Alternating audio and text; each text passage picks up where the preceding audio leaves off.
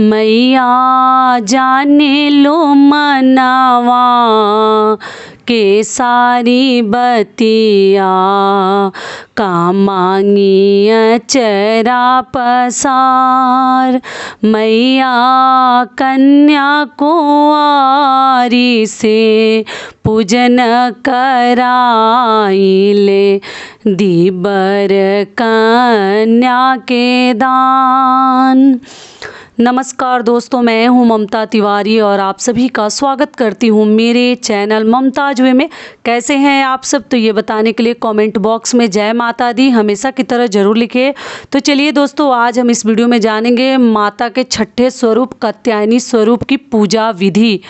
रंग कौन सा पहने, भोग क्या है, माता को कुंवारी लड़कियां किस प्रकार से पूजा अर्चना करें, शादी विवाह में अगर कोई अड़चने आ रही हैं तो शादी के लिए भी एक छोटा सा उपाय आपको मैं बताऊंगी जो कुंवारी लड़कियां हैं करके दिखेगा। और लड़के के लिए अगर करना है तो माँ भी कर सकती है। तो इसी प्रकार के बहुत सारे महत्वपूर्ण बातें जानेंगे। साथ में माता की एक छोटी सी कथा है, वो भी सुनना बहुत ज़रूरी है। और माता का मंत्र क्या है वो भी आज हम इस वीडियो में जानेंगे। तो आप बने रहिए मेरे साथ मेरे चैनल पर। अगर आपको मेरा वीडियो पसंद आता है तो प्लीज़ आप मेरे चैनल को सब्सक्राइब कर दीजिएगा, बेल आइकन को प्रेस कर दीजिएगा, जिससे मेरे वीडियो के नए नोटिफिकेशन आप लोगों के पास सबसे पहले पहुँचे। तो चलिए शुरू करते हैं। सबसे पहले आपको बता दूँ कि माता कात्यायनी की पूजा हमें 1 अक्टूबर को करनी है, दिन है शनिवार। ठीक है, चलिए अब कथा सुन लेते हैं। माँ दुर्गा के छठे स्वरूप माँ कात्यायनी का जन्म महर्षि कात्यायन के घर हुआ था, इसलिए इन्हें कात्यायनी कहा जाता है। कथा है कि कत नाम के एक प्रसिद्ध महर्षि के वंश में जन्मे कात्यायन ऋषि ने कई सालों तक घोर तपस्या के बल पर माँ भगवती को प्रसन्न कर लिया था। कठिन तपस्या के बल पर उन्होंने भगवती से उनके घर में पुत्री के रूप में जन्म लेने का वरदान मांगा था।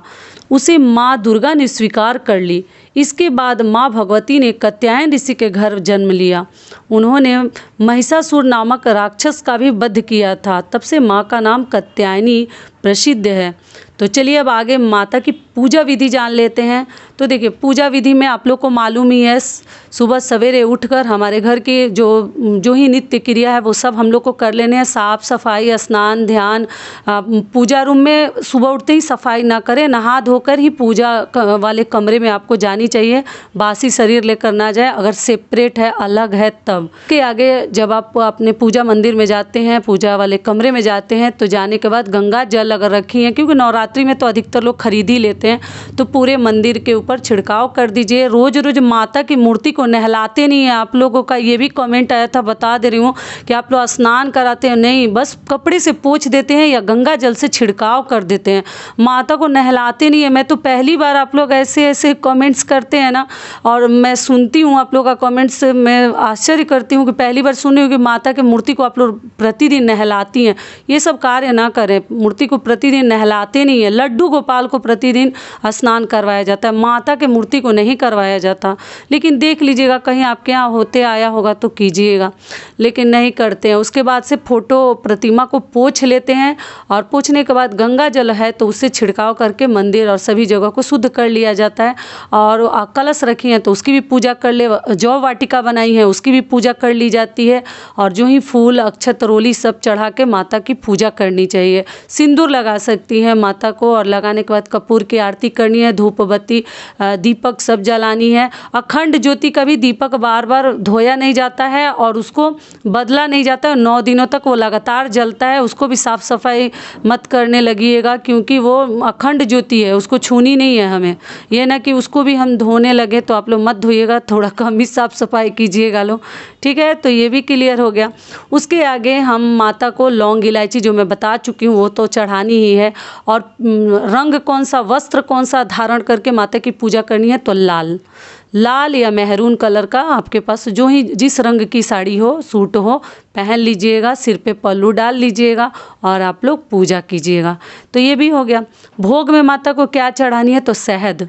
माता को शहद का भोग लगाया जाता है। कात्यायनी स्वरूप में माता के छठे दिन छठे स्वरूप की पूजा हम करने के बाद शहद का भोग लगाते हैं। साथ में आप और भी जो चाहती हैं वो लगा सकती हैं, फल, मेवा, मिश्री जो चाहें लगा सकती हैं। ठीक है, और उसके बाद से कई ऐसी मेरी बहनें बोली कि दीदी तुलसी पत्ता हमें नहीं मिलता है तो हम भोग में कैसे डालें।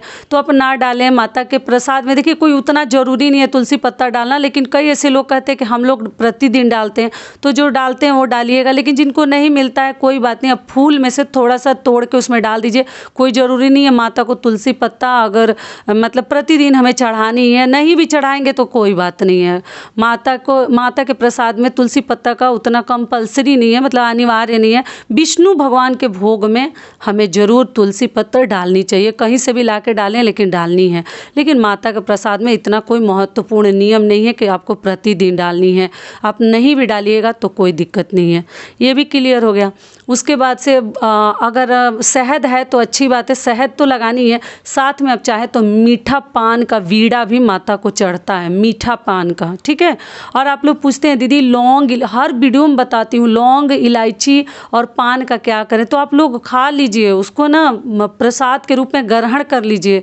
आपको हर वीडियो में बताती हूँ, फिर भी कई मेरी बहनें हैं ना, कैसे आप लोग सुनती हैं नहीं ध्यान देती, फिर पूछती हैं।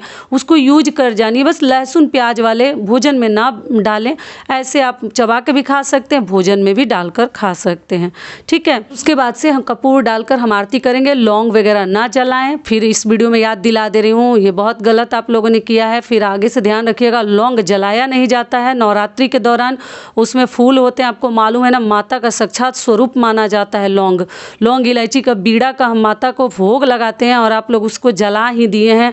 मैं सुनी तो मुझे बहुत ख़राब लगा, लेकिन अभी से आप लोग एकदम ध्यान रखिएगा, ये सब गलत कार्य मत कीजिएगा। ये भी हो गया। अगली चीज़ क्या है कि देखिए लड़कियां जिनकी शादी नहीं हो रही है, ऐसा माना जाता है ना, कात्यायनी माता जितने भी शादी में विघ्न बाधाएं आ रहे हैं उस सभी को दूर करती हैं। तो शादी के लिए भी कुंवारी जो लड़कियां हैं या लड़कों के लिए उनकी माँ बहन भी ये कार्य कर सकती हैं। तो कार्य क्या करनी है कि देखिए आप ना एक पीला या लाल कपड़ा, नया भी कपड़ा कलरफुल ले लीजिए, पीला लाल रहे तो ज़्यादा अच्छा है। और उसमें ना एक सुपारी, उसमें 11 रुपए और हल्दी का ना 1-2 टुकड़ा डालकर, गांठ वाली हल्दी वो नहीं है तो पाउडर हल्दी भी थोड़ा सा शुभ कर लीजिएगा। और डालकर ना माता के सामने हाथ में लेकर संकल्प लीजिए कि हे माता रानी, हमारी शादी ना, कात्यायनी माता विवाह से संबंधित किसी भी प्रकार के बाधा को दूर करती हैं, ऐसा माना जाता है। आपको मालूम ही है इनका रंग भी लाल है और इनको शहद का भोग भी लगाया जाता है। तो इसलिए शादी विवाह के लिए इन्हीं की पूजा सभी लोग कहते हैं कि करनी चाहिए। कुंवारी लड़कियों को तो सबसे अधिक करनी चाहिए।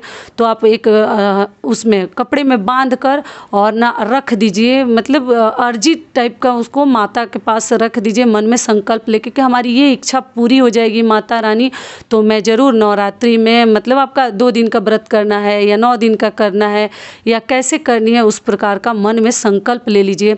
और जो लड़के हैं तो चाहे तो उनकी माताएं भी कर सकते हैं, लड़के तो ये सब करते नहीं है, उनकी माँ या बहन भी ये कार्य कर सकती है। तो क्या क्या लेनी है, हल्दी, सुपारी और आपको पैसा, 3 चीज़ लेकर थोड़ा सा चावल का अक्षत वगैरह भी डाल दीजिएगा, 4 हो जाए, नहीं तो सुपारी ही 2 ले लीजिएगा कि मतलब 3 का नियम हट जाए।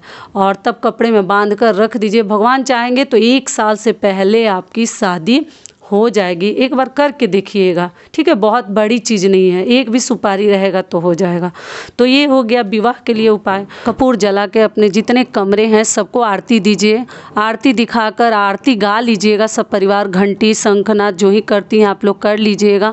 और आप लोग पूछते हैं दीदी हवन प्रतिदिन करें या अष्टमी को करें, तो देखिए हवन करने में कोई मनाही नहीं है। अगर आपका दिल करता है, आपको अच्छा लगता है, समय है, तो आप प्रतिदिन हवन करें। हवन करना घर में बहुत अच्छा होता है, ऐसा माना जाता है ना, घर पूरा शुद्ध हो जाता है। तो अगर प्रतिदिन जो करने के मतलब इच्छुक है कर सकते हैं, और जो नहीं कर सकते हैं वो अष्टमी के दिन आप लोग, अष्टमी या नवमी के दिन 2 दिन तो कम से कम आप लोग हवन कर सकते हैं। चलिए अब आगे जान लेते हैं माता का मंत्र क्या है, ठीक है। माता के लिए मंत्र कौन सा बोलेंगे, तो एक तो बोल सकते हैं आप ओम देवी कात्यायनी नमः, ओम देवी कात्यायनी नमः, ये भी बोल सकते हैं, एकदम आसान है। दूसरा क्या है, या देवी सर्वभूतेषु माँ कात्यायनी रूपेण संस्थिता, नमस्तस्यै नमस्तस्यै नमस्तस्यै नमो नमः, ठीक है। तो ये भी बोल सकते हैं 11 बार 5 बार जितना आपसे हो सके आप लोग मंत्र उस दिन बोल दीजिएगा माता कात्यायनी का। तो आशा करती हूँ, उम्मीद करती हूँ कि इस वीडियो से मेरी बहनों को बहुत अधिक लाभ मिलेगा। फिर मिलती हूँ एक नए वीडियो में, तब तक के लिए नमस्कार। स्वस्थ रहिए, सुरक्षित रहिए और जहाँ कहीं भी रहिए खूब खुश रहिए।